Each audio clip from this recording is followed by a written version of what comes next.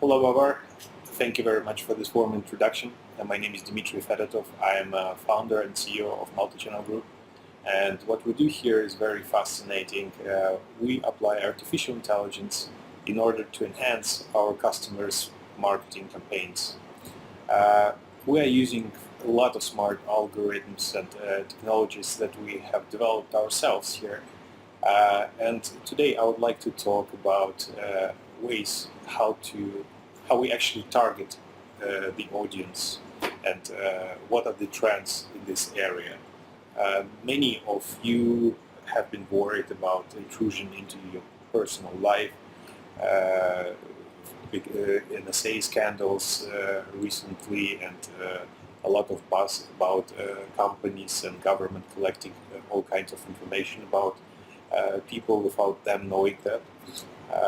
I would like to underline that this is true to a certain extent, but perhaps not as bad as you think. In order to establish a baseline, I would like to do a hands-on approach.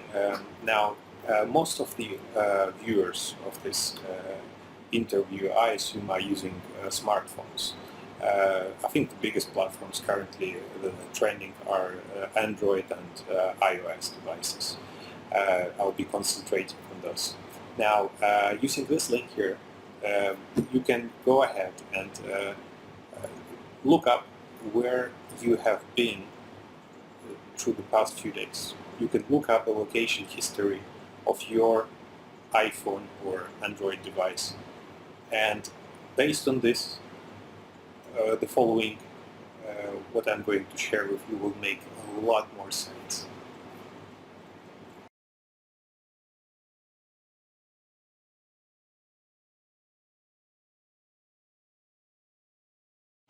Right.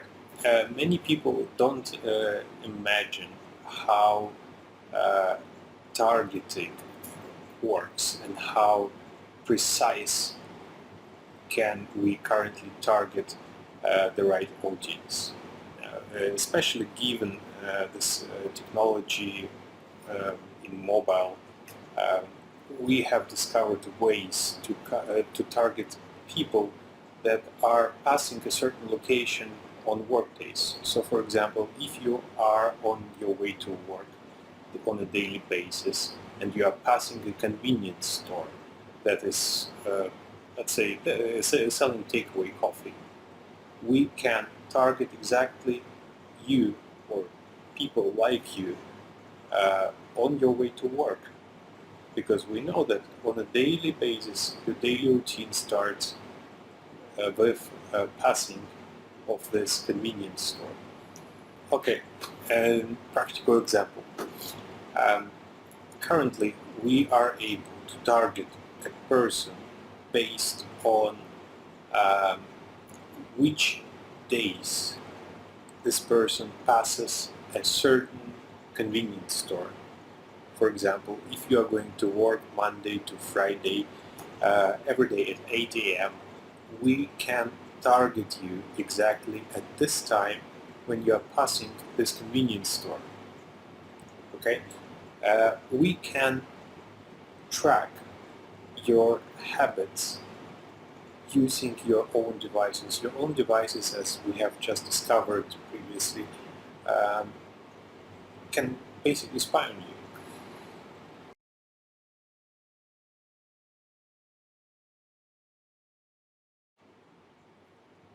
One of the most interesting things that we have discovered was that the customers of ours are hugely exposed to cyber fraud, especially in search engine advertising.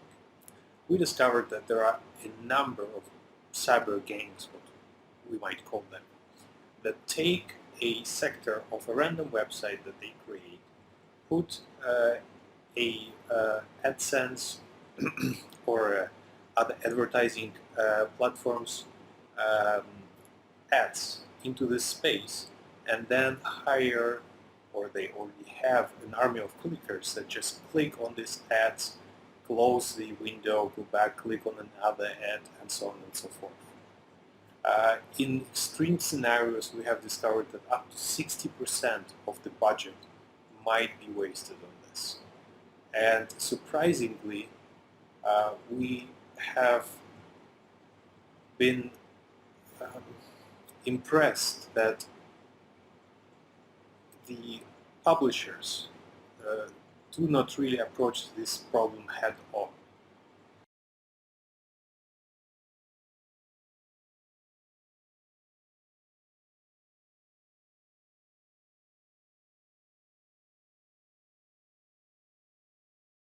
Um, I will not go into the depths of this term.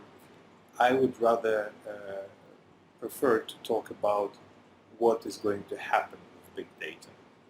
Now, corporations, governments, all possible organizations were able to store, collect first, and store all possible information about uh, customers, about residents, about citizens, and so on and so forth.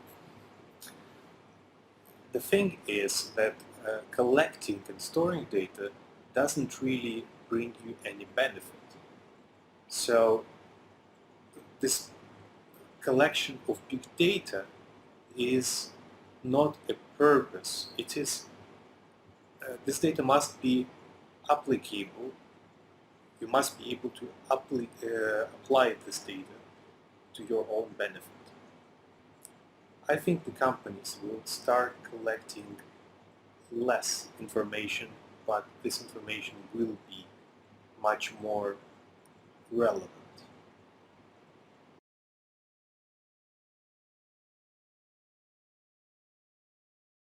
Well, there are a number of interesting trends out there, and sometimes they are kind of on the surface, but you have to really um, draw a line between the dots to understand it. One of the examples of such kind of hidden agenda, I would say, is acquisition of Nest by Google. Imagine a company that is able to collect so much information already, now being able to know when you are home, what your habits are, how long you watch TV for, and so on and so forth. It is an incredible source of data collection that the Nest brought to Google. Um, One of the practical applications that actually was raved at the Electronics Expo in Las Vegas recently was the rollout of Amazon drones. I think it is a very interesting development. It is definitely a future technology. At the same time, Amazon have unveiled um, a automated shipping.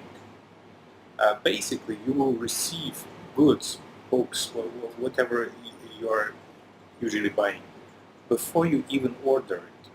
So Amazon is so confident that their algorithms can predict what you need even before you know it or you ask for it, that they are able to take the risk of sending you the goods even before you know they exist.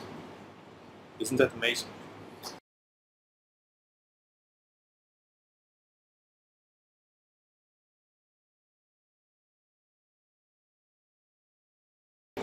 I think another trend that is quite big right now is globalization. We have been talking about this a lot, really a lot. However, right now it is quite visible that local businesses struggle to survive unless you have a reach to the whole world. Whatever you do, but unless you're selling pizzas in your local store and you don't want to expand. Um, Whatever you do, you really are better off selling worldwide. And there are really not that many obstacles or restrictions of doing that. And here in Multichannel, by the way, we are solving part of this problem by giving you access to publishers such as Baidu in China or Yandex in Russia, on top of Google and AdCenter, Bing and Yahoo. One more trend which is very interesting, and it was a hot topic for the past year, 2 years, is retargeting. Now, retargeting is a very interesting technology. Basically, it tracks a person that went onto a certain website, didn't make a purchase, but showed some interest in the product. Now, retargeting currently works in a way that it tracks this person throughout different publishers such as Facebook or LinkedIn or Google search, and tries to lure this person back to the website where the purchase didn't happen. The thing is that this technology needs to be improved, and I think that we are quite well underway here. The practical reason for that is that you will be approached with the same offer even if you made the purchase. So retargeting must be a little bit more intelligent, distinguishing the people or customers that already made a purchase and unlikely to do that again, and the customers that actually didn't make the purchase and for the time being are reasonably fair to track, because of course tracking of those customers is associated with expenses and marketing campaigns. Now, speaking about the industry in general, I'm a little bit amazed and cautious about current ways of monetization in digital media, in IT industry. You don't have to make profits to be successful. Investors are not really looking into this. It is somewhat alarming to me how high valuations are. Of course, cost of money right now is not that high. The interest rates are very low. Yet, I think that if you look at the bottom line, it is somewhat unreasonable to invest into business that doesn't make profit. Yet, it is exactly what is happening. And the companies that go public recently, they never posted profits. Yet they have a very successful IPO. So this is one of the concerns that I have in terms of the technology sector. Second one is the difficulty of fundraising for startups. Now, we are facing the same issue. That there is a term of which refers to the Silicon Valley, and it's called a death valley. Now, if a startup is in an A-round series fundraising, it is really difficult to get someone on board. Trust me. So when you see on TechCrunch or whatever your sources are, all this news about daily deals, this and this company invested into this and this, so and so many million US, usually it is the company that raises funding has a track record of few years. It is unusual for a company that is a pure startup to raise funding right after it started business, or it's very, very difficult.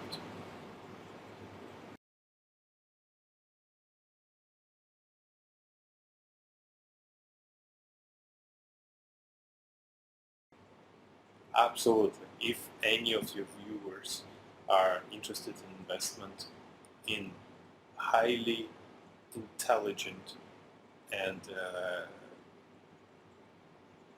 promising company such as Multichannel, they can approach me.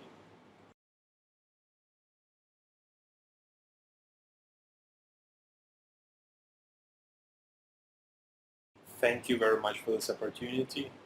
Thank you. Have a good day.